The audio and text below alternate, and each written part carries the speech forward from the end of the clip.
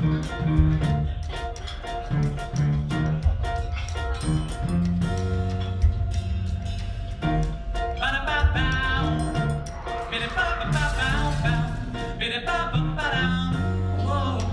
a boy with dreams.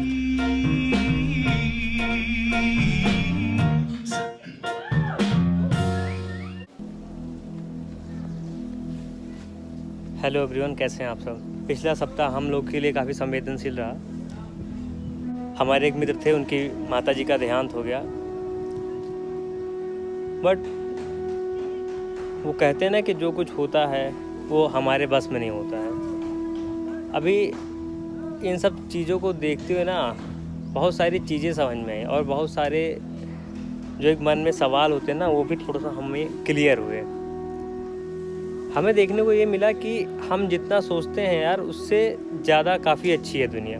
हमें लगता था कि यार लोग तो ऐसे ही हैं, सब मतलबी होते हैं और किसी का किसी से कोई मतलब नहीं है और लोग सब अपने अपने में बिजी हैं। लेकिन जब कुछ समस्याएं, कुछ परिस्थितियां हमारे सामने आई और फिर हमें लगा कि नहीं, ऐसा नहीं है, अभी भी कुछ लोग अच्छे हैं। अब जैसे मैं आपको एक एग्जांपल दूं कि मेरा जो मित्र था, उनकी माताजी का जो ब्लड था उसमें प्लेटलेट्स जो है 20,000 के अप्रॉक्स आ गए थे, और हमें ब्लड की ज़रूरत थी, कुछ प्लाज्मा की ज़रूरत थी, और उनका जो ब्लड ग्रुप था वो ओ निगेटिव था। अब ओ निगेटिव आपको पता ही है कि कितना ज़्यादा रेयर ब्लड ग्रुप है। और हमने काफ़ी मेहनत किया, काफ़ी प्रयास किया, बहुत लोगों से बात की, और हमें एक्सपेक्टेड नहीं था, मतलब हमने सोचा नहीं था कि कौन ऐसे ऐसे लोग भी हैं हमारे साथ जो हेल्प के लिए आगे आएंगे। मतलब आपको यकीन नहीं होगा, इवन हमें खुद नहीं यकीन था कि हमने ऐसे ऐसे लोगों से हमें मदद मिली जिनसे हमें एकदम उम्मीद नहीं थी। मैं एक छोटा सा एग्जांपल दूंगा कि मैं JNV बलरामपुर से पढ़ा हुआ हूँ। हमने अपने JNV बलरामपुर के ग्रुप में ये मैसेज डाली, हमने JNV बस्ती के एक ग्रुप में मैसेज डाली। ये मैसेज JNV बस्ती के एक लड़के ने JNV गोंडा के एक लड़के तक पहुंचाया जिसका ब्लड ग्रुप ओ निगेटिव था, और वो बंदा उस समय बनारस में रहता था, जिसको मैं पर्सनली नहीं जानता हूँ। जैसे उसको ये बात पता चली, उन्होंने हमसे कांटेक्ट किया और वो रात में ही अपना ब्लड सैंपल वगैरह चेक करा के उन्होंने हमको भेजा, और सुबह तत्काल वो वहाँ से निकल गए। वो बनारस से लखनऊ के लिए आ गए ब्लड देने के लिए। तो हमें लगा कि यार देखो, दुनिया काफ़ी कुछ अच्छी है। जैसे हमें पता होता है कि आज मेरा दोस्त है या मेरा फ्रेंड है तो हम उसी की मदद करना चाहते हैं, लेकिन होता ये है कि एक्चुअली में ऐसे भी लोग हैं, ऐसे भी बहुत सारे लोग हैं जो बिना किसी रीज़न के हमारी मदद के लिए आगे बढ़ते हैं। अब ये आप सीधे शब्दों में कहें तो JNV बलरामपुर के एक लड़के की मम्मी की तबीयत ख़राब थी, जिसकी मदद के लिए JNV बस्ती के एक लड़के ने JNV गोंडा के लड़के से अप्रोच किया, और JNV गोंडा का लड़का बनारस से लखनऊ बिना किसी को जाने समझे, हम पहले नहीं मिल चुके थे, उनकी मदद के लिए वो सीधा वहाँ से निकल पड़ा। तो ये चीज़ें देख के ना काफ़ी अच्छा लगता है। और सिर्फ यही नहीं, और भी बहुत सारी चीज़ें हमें देखने को मिली, जैसे कि बहुत सारे ऐसे लोग आगे बढ़ के आए। कुछ हमारे टीचर्स थे, हम लोग का ग्रुप है ब्लड रेवोल्यूशन करके, अगर आप टेलीग्राम से जुड़ना चाहते तो उससे आप जुड़ सकते हैं। और बहुत सारे लोग थे, तो वो लोग भी आगे बढ़ के और मदद के लिए आए। तो हमें पता चला कि यार अगर आपकी नीयत सही है, अगर आप दिल से सही हैं, तो लोग मदद करते हैं और लोग आगे आते हैं। इसका एक एग्जांपल मैं और दूं तो एक ग्रुप में ही एक रिक्वायरमेंट आई थी। PGI में एक छोटी सी बच्ची थी, हम उसको नहीं जानते, उसे ब्लड की ज़रूरत थी। लखनऊ में इस समय में था नहीं, और भी बहुत सारे लोग थे जो ब्लड दे चुके थे, तो कोई अभी डोनर उपलब्ध नहीं था कि वहाँ पे जाके कोई ब्लड दे सके। बट हुआ क्या कि हमने अपने एक दोस्त से कांटेक्ट किया और हमने बताया कि यार एक डोनर की ज़रूरत है जो कोई जाके PGI में ब्लड दे सकता है। सौभाग्य से उनके ही एक परिजन थे, उनके एक भैया थे, वो उसी दिन लखनऊ आए हुए थे, और उन्होंने कहा कि हाँ ठीक है, मैं जाके ब्लड दे दूँगा। तो हमें क्या लगता है ना कि ये सब चीज़ जो भी हम एफर्ट्स करते हैं लोगों के लिए, जो हम चाहते हैं कि हम मदद करें, वो एक्चुअली में हम खुद नहीं करते हैं। वो हमारा सौभाग्य होता है कि ऊपर वाला हमसे मदद करवा लेता है और हमें भी अपने पुण्य का भागीदारी बना लेता है। तो यार मैं यही कहना चाहूँगा कि एटलीस्ट अगर आप लोग से जितना हो सके, कम से कम जितना थोड़ा बहुत ही एफ़र्ट जितना हो सके एफ़र्ट करिए और लोगों की मदद करिए यार जितनी हो सके। क्योंकि जब आप पर्सनली किसी चीज़ से, किसी समस्या को सामने से देखते हो ना तो उस चीज़ को ज़्यादा अच्छे से फील कर सकते हो।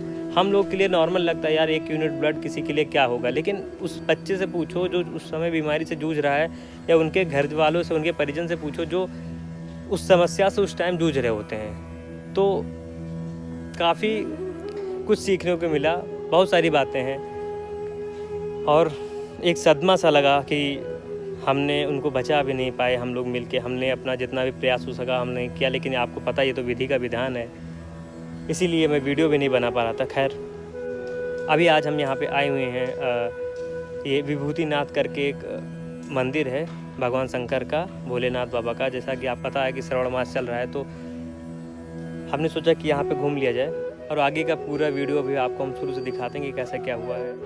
अगर हम शुरू से शुरू करें तो विभूतिनाथ मंदिर उत्तर प्रदेश में पवित्र हिंदू तीर्थ स्थलों में से एक है, और श्रावस्ती के पास घूमने के लिए सबसे पवित्र स्थानों में से एक है। महाभारत काल के दौरान पांडवों ने 12 वर्ष वनवास में और 1 वर्ष एक गुप्त स्थान पर बिताया था।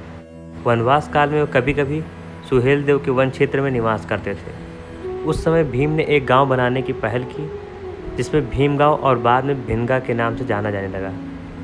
भीम गांव से लगभग 32 किलोमीटर उत्तर में पांडवों ने एक शिव मंदिर की नींव रखी थी, जो विभूतिनाथ के नाम से प्रसिद्ध हुआ। भिनगा उत्तर प्रदेश के उत्तरी क्षेत्र में हिमालय पर्वतमाला में नेपाल सीमा से सटा हुआ स्थित है। साथ ही यह श्रावस्ती का मुख्यालय है। श्रावस्ती उत्तर प्रदेश के बाकी हिस्सों से सड़क मार्ग से अच्छी तरह जुड़ा हुआ है। यहाँ के लिए गोंडा, लखनऊ, बरेली, इलाहाबाद, कानपुर, आगरा, मथुरा जैसे शहरों से बसों का संचालन उत्तर प्रदेश राज्य सड़क परिवहन निगम तथा साथ ही निजी कंपनियां भी करती हैं। हजारों भक्त हर साल मंदिर में पूजा करने और भगवान के आशीर्वाद लेने के लिए यहाँ आते हैं। सावन माह के दिनों में विभूतिनाथ मंदिर में भक्तों की संख्या दोगुनी हो जाती है, क्योंकि भगवान शिव की पूजा करने के लिए ये दिन शुभ माने जाते हैं। इस जगह को और विशेष बनाती है भगवान शिव के लिए लाया जाने वाला जल। मुख्य मंदिर से लगभग 1.5 किलोमीटर की दूरी पर घने जंगलों में स्थित एक सोता या नेचुरल स्प्रिंग है, जिसमें से भक्त भगवान शिव को चढ़ाने के लिए जल लाते हैं।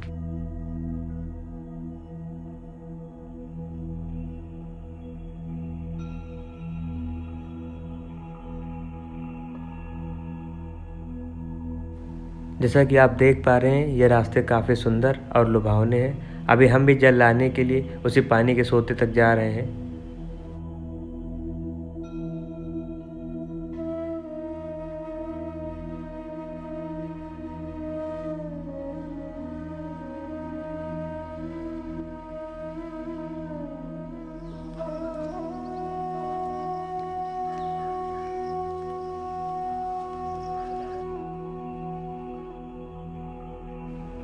ये जगह दिखने में बहुत ही ज़्यादा एडवेंचरस है और बहुत ही ज़्यादा अच्छी है। अभी हम लोग बीच में रास्ता भूल गए थे, फ़िलहाल अभी हम सही रास्ते पे आ गए हैं और बस थोड़ी ही दूर बाकी है जहाँ से हम जल भरेंगे।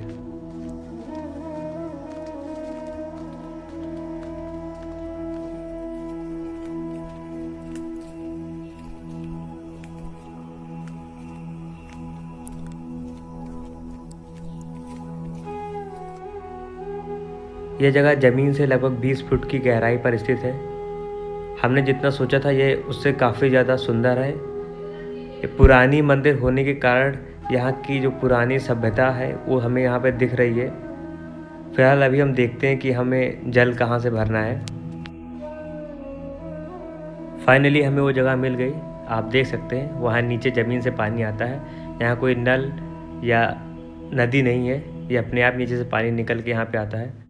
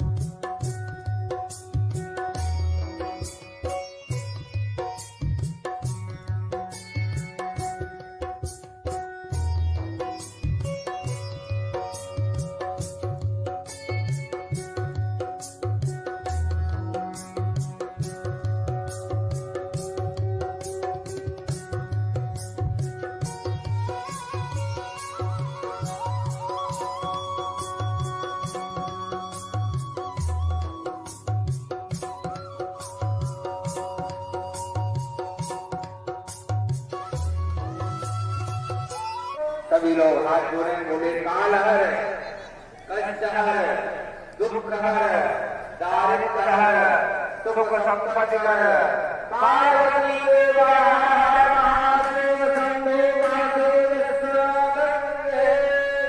सर्वे दुःखना सर्वे सन्तु निरामया सर्वे भद्राणि पश्यन्तु मा कश्चित् दुःखभाग् भवेत्। ॐ शान्ति ॐ शान्ति।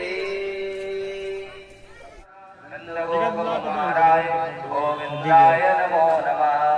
मन्त्रहीनं क्रियाहीनं भक्तहीनं जनार्दन यस्य पूजितं मया देवो परिपूर्णं तदस्तमे। मन्दपुष्पाञ्जलिं समर्पयामि समायाचनां समर्पयामि।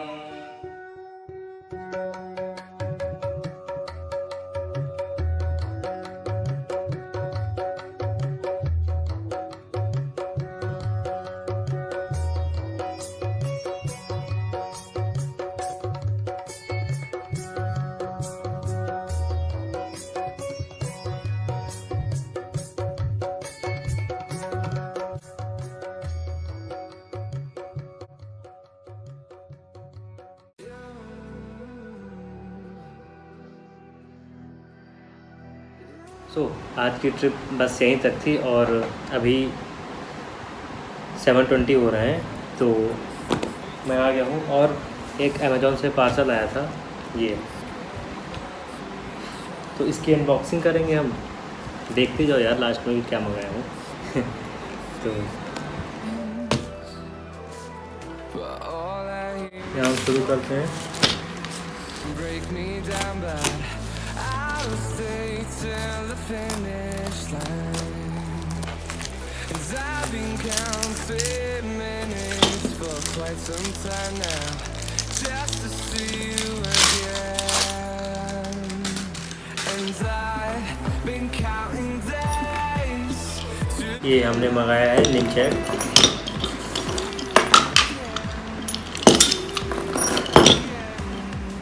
अगर आप वीडियो अभी तक देख रहे हैं तो कमेंट में 2 ब्लैक हार्ट कमेंट करें और मैं उन सभी का कमेंट्स वीडियो नेक्स्ट वीडियो के लास्ट में अपलोड करूँगा। So thank you for watching and keep loving, keep supporting, peace, bye.